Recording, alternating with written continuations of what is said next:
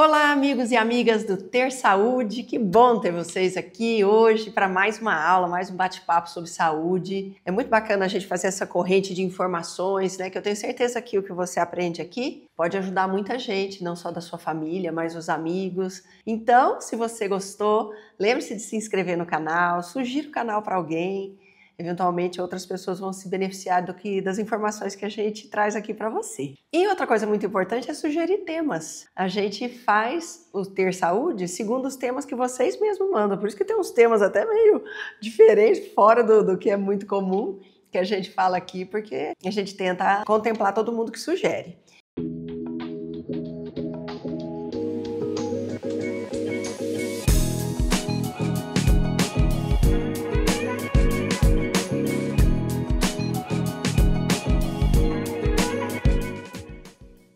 Chegou uma sugestão pra gente para falar sobre angina pectoris. Olha, o pessoal gosta de falar do coração, hein? O que é angina pectoris? Angina é dor, pectoris é no peito. Então, a angina é aquela sensação de desconforto, opressão no peito e que muitas vezes é um prenúncio de um problema cardíaco. Então, é muito importante você prestar atenção nessa aula, porque ela vai te instrumentalizar para poder fazer o diagnóstico no sentido de levantar a lebre, né? Opa, será que essa pessoa não está com angina? Por que o coração dói? O coração, como todo músculo, ele precisa de oxigênio, ele precisa de sangue, ele precisa de nutrientes. E quando ele tem pouco disso para o trabalho que ele tem que fazer, ele sofre.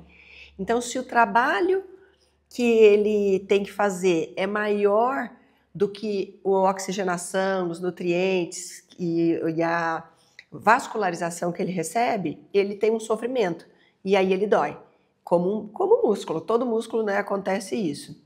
Então, quando ele recebe uma quantidade de sangue menor do que o trabalho que ele tem que fazer, tá? Daí a gente já tem a primeira coisa da angina. Geralmente ela acontece no esforço. Quando a pessoa está subindo uma escada, quando a pessoa está fazendo exercício físico, porque o esforço físico aumenta a necessidade de oxigenação do coração. E se ela não existe, se ele não tem essa oxigenação, então ele dói. E aí quando a pessoa volta para o repouso, a angina sara, a dor no coração passa. Isso até é muito interessante, porque dificilmente a pessoa tem angina em repouso. Até porque o coração bate mais lentamente, então ele não demanda tanto, né? Quais são as causas? Por que o coração recebe menos oxigênio do que ele precisa quando solicitado? A causa número 1 chama-se aterosclerose. Engraçado que na minha época o pessoal fala, essa pessoa está esclerosada, então o pessoal acha que esclerose é coisa de cabeça, né? Mas a aterosclerose do coração não tem nada a ver com a cabeça. Ela é uma placa de gordura que se deposita nos vasos sanguíneos, estreitando o caminho por onde passa o sangue. Então, o vaso sanguíneo tem um calibre assim, mas se tem gordura aqui, então acaba sobrando espaço assim para o sangue passar. E dependendo do esforço que a pessoa tem que fazer, aquilo pode não ser suficiente para irrigar e oxigenar o coração. Essa dificuldade de passagem do sangue, a causa primordial é por conta das placas de gordura que a gente chama de aterosclerose. Aí a pergunta é, tá bom, por que tem essa placa de gordura? Por que deposita isso? É só porque a pessoa tem colesterol a mais? Não. O vaso sanguíneo, o corpo deposita gordura ali quando ele tem que reparar uma lesão. Então, na maioria das vezes, o que está lá no começo da aterosclerose, que é esse acúmulo de gordura nos vasos sanguíneos, é uma inflamação que machuca o endotélio. Dentro do vaso sanguíneo, a parte que recobre o vaso sanguíneo chama endotélio, ou seja, o tecido de dentro do vaso sanguíneo. Se aquilo lá inflama e machuca, o corpo quer reparar. E aí ele vai depositando a gordurinha ali para tentar reparar, tá? Então, ou quando você tem uma inflamação muito grande, que isso vem de estilo de vida ruim, alimentação ruim, ou da própria idade. Com a idade, os nossos vasos sanguíneos podem ficar mais frágeis e serem mais suscetíveis a essa lesão. Uma coisa que lesa muito o endotélio é a hiperglicemia. Então, pessoas que têm diabetes, ou seja, o sangue mais glicado, mais viscoso, ele tende a machucar o endotélio e aí o corpo vai fazer a plaquinha como uma resposta a isso. Fumar, o hábito de fumar é um grande machucador de endotélio. Tanto que fumar é um risco clássico para doenças cardíacas. Então, realmente, se você fuma, sugiro que você comece a investir aí em parar de fumar. Tem um fator genético? Tem. Quando a família, por exemplo, tem uma tendência a ter aterosclerose, infarto, doenças cardiovasculares, é uma herança, talvez, do endotélio mais frágil, que acaba também sendo um predisponente, vamos dizer assim, mas nada que um estilo de vida bom não possa compensar, tá? E a falta de exercício físico. Então, o sedentarismo também acaba estimulando. Por quê? Quando você faz exercício físico, seu sangue circula, oxigena, vai limpando as cracas ali do vaso sanguíneo.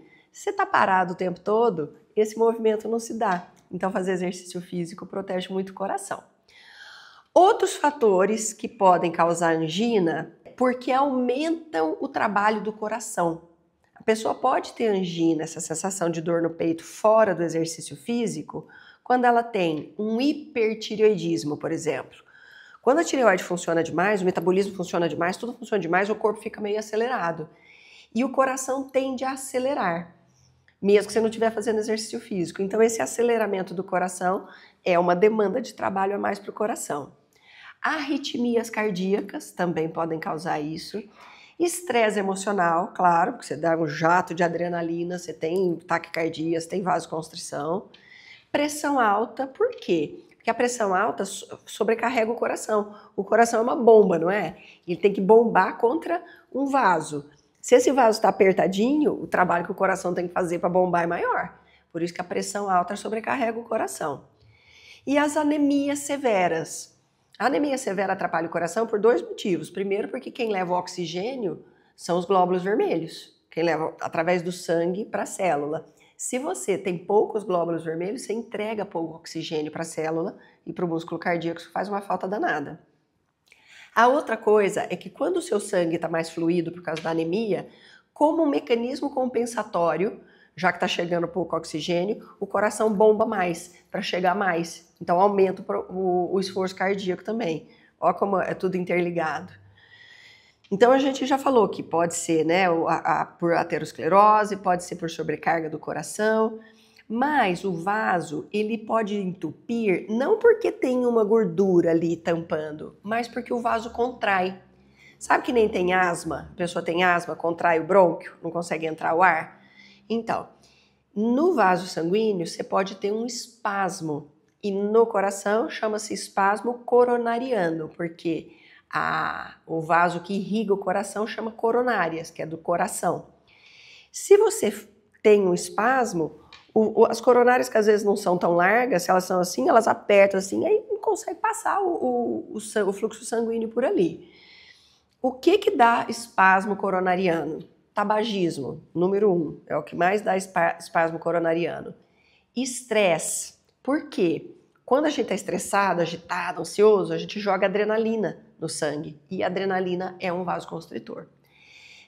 Insônia, porque durante o sono a gente faz uma série de reparos, inclusive ajuda o reparo da manutenção do tônus vascular.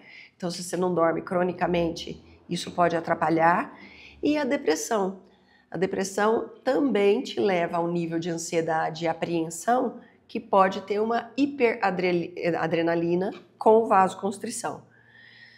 Então, esse é um motivo também que a pessoa pode ter o coração mal irrigado. Qual que é o outro motivo? É a trombose coronariana. Isso, claro, é uma coisa mais que não é mais rara. A grande trombose coronariana se chama infarto, né? O infartão. Mas você pode ter pequenos coágulos entupindo pequenos vasos, que não define exatamente um infarto, mas que pode fazer sofrer o coração. E isso provoca uma obstrução, às vezes parcial, às vezes transitória, porque se for uma coisa que entope mesmo uma veia do coração, Isso é chamado de infarto. Bom, as anginas, que é essa sensação de dor no peito, elas são mais comuns de manhã. Por quê? Porque de manhã a gente faz um hormônio chamado cortisol, é o nosso pico de cortisol. E o cortisol aumenta o tônus das artérias, dos vasos sanguíneos. Ou seja, ele não relaxa mais facilmente, tão facilmente quanto em outros horários. De modo que muita gente tem angina pela manhã, né? Quando o tônus arterial é relativamente mais forte. A angina pode ser vaga, pode ser uma coisa, parece que eu tenho uma dorzinha, passou. Pode durar pouco, pode durar muito. Geralmente a pessoa não descreve aquela sensação como uma dor. Ela fala assim para você, eu senti uma coisa no coração. Eu já tive paciente que falou assim, parece que tem uma bolha dentro do meu coração.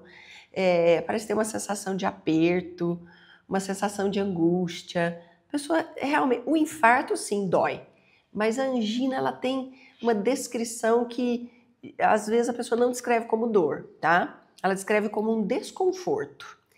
E esse desconforto pode ser que não seja no coração. Ela pode ser um pouquinho abaixo do externo, que é esse osso aqui. Ela pode irradiar para o ombro esquerdo, pode ter uma sensação nos dedos, pode estar no dorso, né, nas costas, na garganta, nas mandíbulas, nos dentes. Essa sensação de dor que parece... Porque quando você tem dor de dente, dói em um dente só, né? Se você tem dor em todos os dentes, então a dor não é no dente, é em outro lugar. E na parte superior do abdômen, que parece muito com uma gastrite, né? Então o desconforto da angina, é importante que você saiba, ele nunca acontece da orelha para cima e nem do umbigo para baixo. Sempre nesse quadrante aqui, você pode ter variações de sensações, vamos dizer assim. As mulheres é que apresentam as sensações mais atípicas. Por exemplo, ela descreve uma sensação de queimação, sensação de dor nas costas, no ombro, e as mulheres é que tem mais sensação na mandíbula, dor no queixo, dor na mandíbula. É descrito mais no feminino, tá? Quais as características da angina? Bom, como eu disse, a angina pode durar pouco, durar muito pouco, durar alguns minutos. E o que é mais desafiador, entre os episódios da angina, os exames podem ser absolutamente normais. A pessoa vai fazer um teste de esteira, às vezes não aparece. Ela vai fazer um ecocardiograma, às vezes não aparece nada. Então, a angina, principalmente aquela que é por contração, ela não aparece nos exames. Uma coisa que vai te fazer muito fazer o diagnóstico é que ela é deflagrada pelo esforço. A pessoa correu tanto que ela mais aparece no teste de esforço, quando ela aparece, né? Ou por fortes emoções, ou quando a pessoa está muito ansiosa, ou muito feliz, ou muito angustiada. E ela persiste um tempinho, se a pessoa se aquieta, ela passa. Isso que geralmente o diagnóstico é bem feito pelos sintomas. Então, como se faz o diagnóstico de angina? Primeira coisa, pelos sintomas. Por isso que eu falei que essa aula vai te ajudar a levantar uma lebre. Se alguém te contar essa história, você vai falar, opa, vamos no cardiologista, vamos procurar saber, porque isso aí não está normal. Aí ele vai fazer um eletrocardiograma, aí pode fazer um teste de esforço, que é o mais frequentemente onde aparece, cintilografia, cintilografia ou uma angiotomografia, ressonância do coração pode ser feito, e um exame de padrão ouro é o score de cálcio, que é uma tomografia que vê a quantidade de cálcio que tem no coração, porque essas placas gordurosas, depois que elas ficam lá um tempo, geralmente o corpo tende a calcificar. E aí, o score de cálcio no coração, ele é um grande preditivo de doenças cardíacas. Se você ainda não fez um score de cálcio, sugiro que você pergunte para o seu cardiologista, peça para o seu cardiologista fazer esse tipo de tomografia que a gente chama de score de cálcio, tá? Claro que tudo isso, esse sintoma da angina, como ele é muito vago e ele pode estar aqui, ele também pode ser confundido com sintomas gástricos. Por exemplo, gastrite, esofagite de refluxo, espasmo de esôfago, indigestão. Eventualmente a pessoa não tem nada no coração. Ela tem alguma coisa gástrica, porque os sintomas são muito liminares, assim, um é muito perto do outro. Dor nas costas também, ansiedade, ataque de pânico, pode dar uma sensação de do coração aflito, angustiado. O que eu quero que você saia dessa aula sabendo e por favor, pensando não menospreze as sensações cardíacas. Mesmo que for uma coisa passageira, mesmo que pareça que seja gases, mas passa, um negócio que não, né? De repente eu faço exercício físico, tá tudo bem. Então às vezes aparece, às vezes não aparece. Não é porque é instável que você deve ignorar. Vá ao cardiologista, faça os exames, cuide da sua saúde, porque o que mais mata no mundo ainda é a doença do coração, né? É muito importante cuidar do seu coraçãozinho, viu? Quando você tiver alguma dorzinha, algum desconforto, lembre-se dessa aula, manda essa aula para as pessoas que você ama, para as pessoas mais velhas da sua família, para quem já reclamou que sentiu alguma coisa no coração, porque pode salvar a vida, né? Então, qualquer sensação no coração, chispa para o médico, de preferência um cardiologista bem bom.